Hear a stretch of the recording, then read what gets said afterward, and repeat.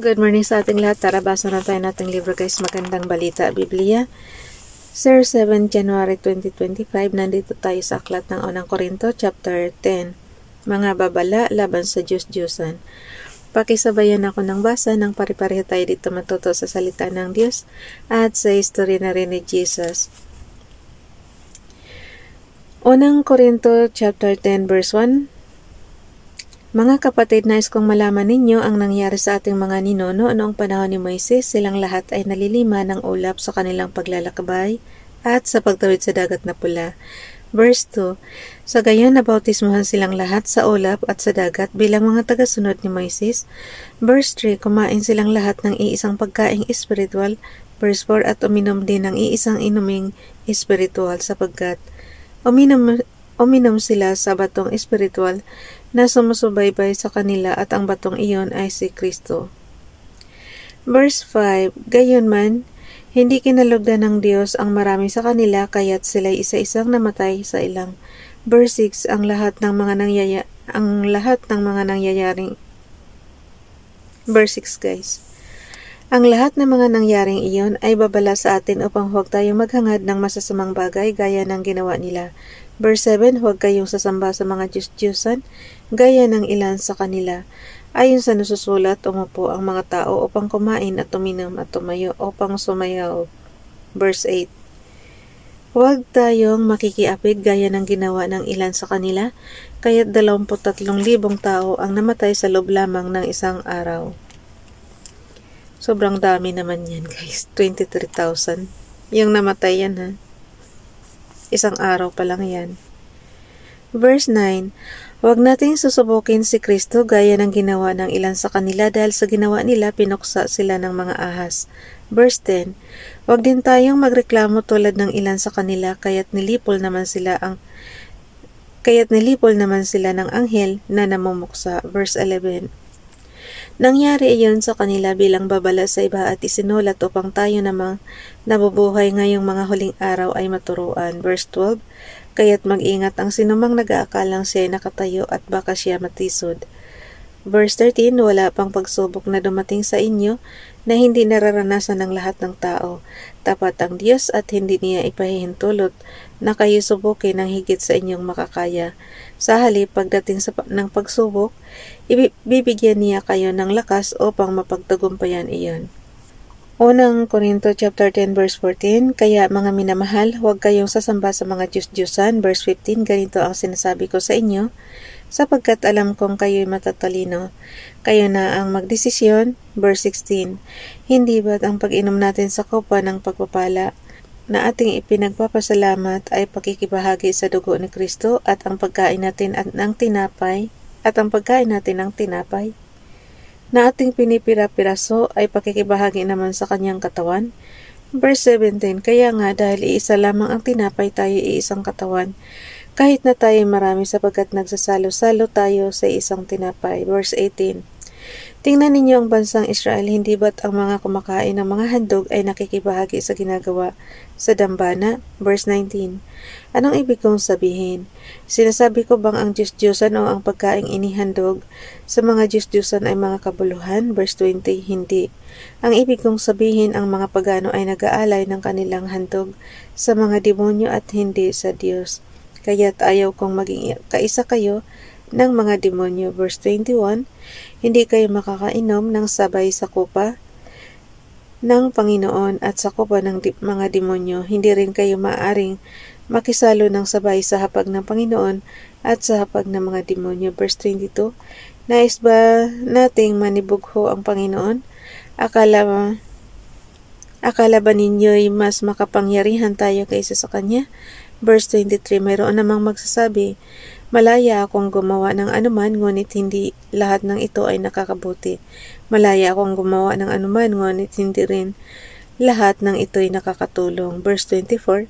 Huwag ang sariling kapakanan ang unahin ninyo, kundi ang sa iba. Verse 25. Kumain kayo ng anumang napipili sa tindahan ng karne, at huwag nang magtanong pa upang hindi mabagabag ang inyong budhi.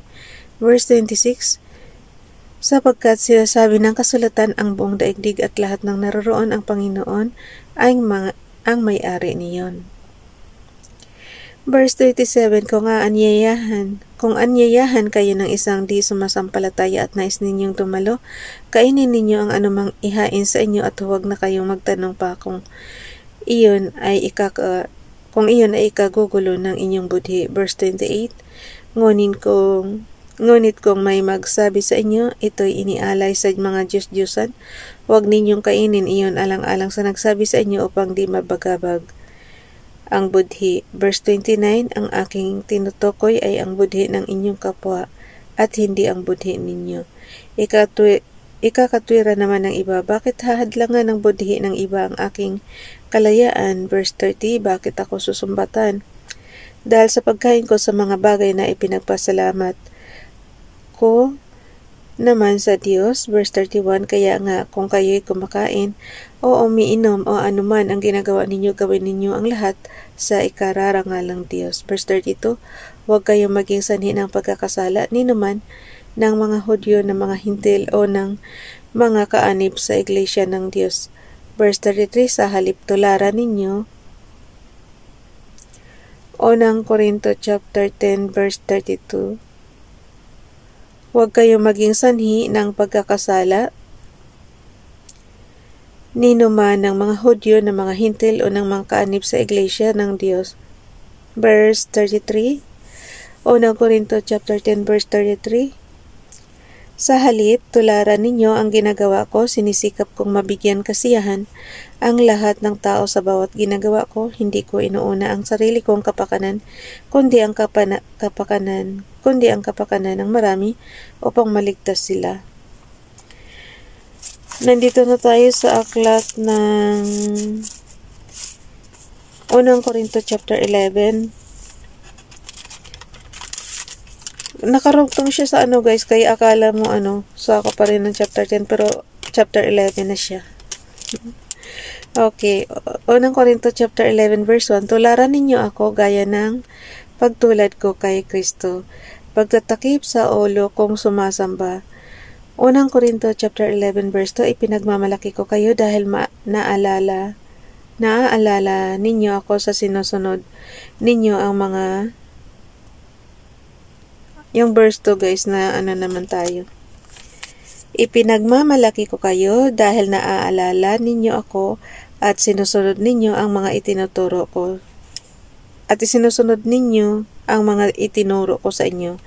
Verse 3, ngunit nais kong maunawaan ninyo na si Kristo ang nakakasakop sa bawat lalaki. Ang lalaki ang nakakasakop sa kanyang asawa at ang Diyos naman ang nakakasakop kay Kristo. Verse 4,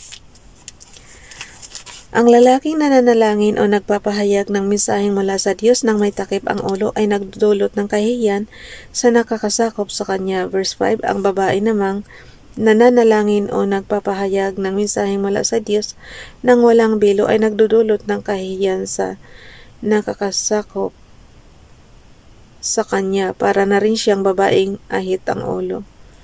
Ay, ganun guys. So, yung belo talaga kailangan pag nananalangin ka. Hindi natin nakasanayan yan kasi yung nakagisna natin walang ganyan. Akala natin pang Islam lang yung nagbibelo guys. Pero dito nakasulat sa sa Bible. So, dapat pala talaga. Okay, ulitin ko lang yung verse 5. Unang Korinto chapter 11 verse 5. Ang babae namang nananalangin o nagpapahayag ng mensaheng mula sa Diyos ng walang bilo ay nagdudulot ng kahihiyan sa nakakasakop sa kanya, para na rin siyang babaeng ahit ang ulo. Hala. Ngayon lang natin nalaman to Okay. Sa English, hindi ko gaanong iniintindi to. Yung pala talagang kailangan natin isuot yung belo guys.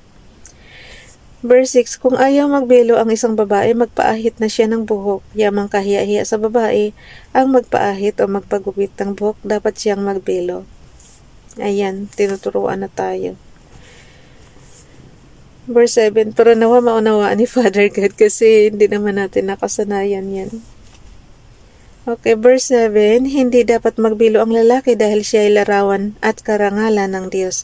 Ngunit ang babae ay karangalan ng lalaki. Verse 8, sapagkat hindi mula sa babae ang lalaki, kundi ang babae ay nagmula sa lalaki.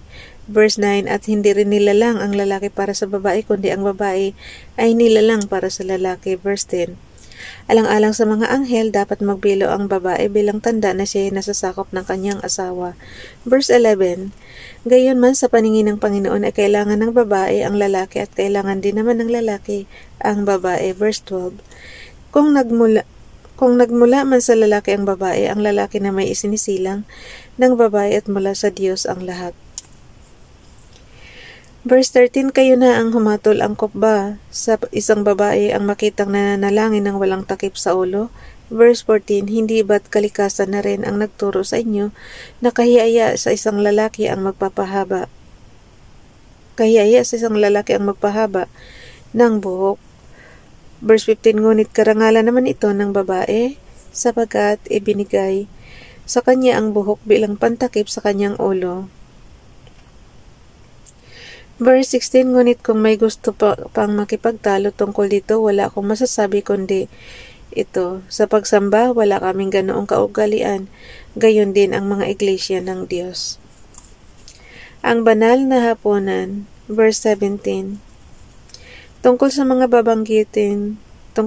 babanggitin ko ngayon, hindi ko kayo maaaring ipagmalaki dahil ang inyong pagtitipon ay hindi nakakabuti, subalit nakakasama. Verse 18, o na sa lahat, nabalitaan ko na kayo'y nagpapangkat-pangkat sa inyong pagtitipon. At ako'y naniniwalang may katotohanan iyan. Verse 19, kailangan ngang magkabukod-bukod kayo upang makilala kung sino-sino sa inyo ang mga tapat. Verse 20, kaya't sa inyong pagtitipon, hindi banal na hapunan ng Panginoon ang kinakain ninyo. Verse 21, sapagkat ang bawat isa sa inyo ay nagmamadali sa pagkain ng kanyang baong pagkain, kaya't nagugutom ang iba at ang iba na may nalalasing. Verse 22, wala ba kayong sariling bahay upang doon kumain at uminom? O hinahamak ninyo ang iglesia ng Diyos at hinihiya ang mahihirap? Ano ang gagawin ko ngayon? Ipagmamalaki ko ba kayo? Dahil sa bagay na iyon, hindi ko gagawin iyon. Unang Korinto chapter 11 verse 23, ito ang katuroang tinanggap ko sa Panginoon at ibinigay ko naman sa inyo. Nung gabing siya ay ipagkanulo, ang Panginoong Jesus ay dumampot ng tinapay. Verse 24, nagpasalamat at pinagpira-piraso iyon at sinabi, ito ang aking katawan na inihahandog para sa inyo. Gawin ninyo ito bilang pag-aalaala sa akin. Verse 25, matapos maghapunan, dumampot din siya ng kopa at sinabi, ang kopang ito ang bagong tipan ng Diyos na pinagtibay ng aking dugo. Tuwing iinumin ninyo ito, gawin ninyo bilang pag-aalala